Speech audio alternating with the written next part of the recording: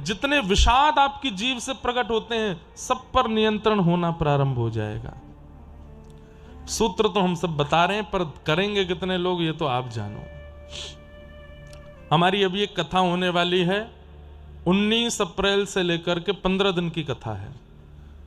धृष्टता हमारी की 15 ही दिन दिए हैं, नहीं तो होनी तो वो 1 महीने की थी। नासिक दत्त धाम में अद्भुत स्थान है।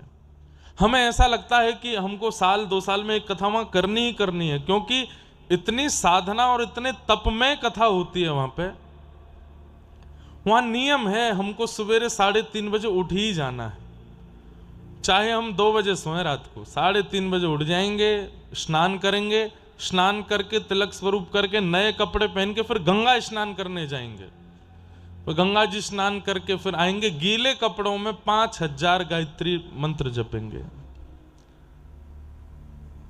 5:30 बजे बैठते हैं, 10:30 बजे उठते हैं मंत्र से, और केवल एक दिया जलता है कमरे में और कुछ नहीं।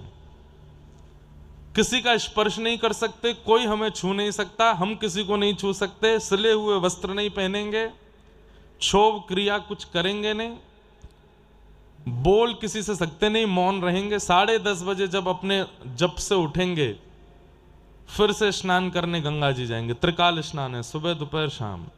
तो दोपहर का स्नान करेंगे, गंगा जी में बैठ करके जो 5000 मंत्र जपे हैं उन सब का फल गंगा जी को प्रदान करेंगे।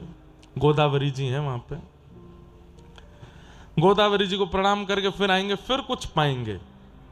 11 बजे कुछ पाएंगे, 11-12 बजे पाने के बाद, और वो पाया हुआ प्रसाद भी ब्राह्मण बनाएंगे अपने हाथ से। वैदिक ब्राह्मण, माताएं नहीं, वैदिक ब्राह्मण बनाएंगे। वेद मंत्र उच्चारण करते हुए प्रसाद बनाते हैं, वो पाना है। उसके बाद फिर 12 बजे से लेकर के 2-2:30 बजे तक या तो आराम करो या थोड़ी देर अध्ययन करो, और फिर 2:30 बजे मौन खुलेगा, सीधे व्यास मंच पर जाके कथा करेंगे। 6 बजे तक कथा करके फिर मौन हो जाएंगे। मंच से उतरते ही सीधे फिर गोदावरी जी जाएंगे, फिर स्नान करेंगे। स्नान करने के बाद फिर सूर्यास्त तक प्रतीक्षा करेंगे। सूर्य अस्त होते ही फिर मौन खुलता है, फिर घर पे बात करो, जो लोग मिलने आए उनसे बात कर लो, लेकिन स्पर्श फिर भी नहीं करना है। शरीर में किसी भी प्रकार का तेल साबुन कुछ नहीं लगाना है, और केवल भगवतमय रहना है। इतना सुख मिलता है। पहले तो बहुत कठिनाई हुई थी, 5-6 दिन 10 दिन तो ये लगा क्या करें, लेकिन महीने भर में वह जो ऊर्जा प्राप्त हुई,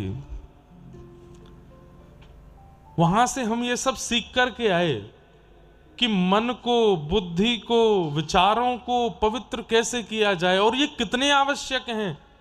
क्योंकि आप जब गलत बोलते हैं, जब गलत करते हैं, जब व्यवहार में दूषितता आती है, उस समय आपको नहीं पता चलता, बाद में आपको बहुत बुरा लगता है कि मैंने ऐसा क्यों बोला।